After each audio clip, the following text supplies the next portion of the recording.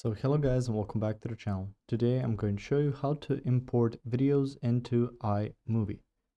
So the first thing you want to do is open up your iMovie app, and you can recognize it here by seeing a white star. So let's open that. On here you can see my movie 1, my movie 2, just the titles. They are given out when you don't manually put something in. You can see underneath start a new project. You can go to a magic movie, storyboard, or a movie. So make a movie from scratch using media from photos and your camera.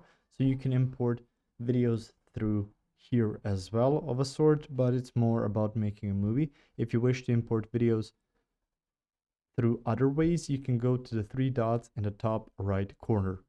So if you click on this, you will see the option import project. And on here, you can see recently opened documents will appear on here. You can see your recents, your shared, browse, and stuff like that. So if you have something that's similar to an iMovie project, you can import it through there. And again, in order to add your videos to an iMovie project, you can just go ahead and simply click on movie, and you will find here your album overlay, or rather your general albums in your gallery from moments, videos, photos, albums, and your backgrounds. So you can find some stuff on there to even add and to create a movie through your gallery through there.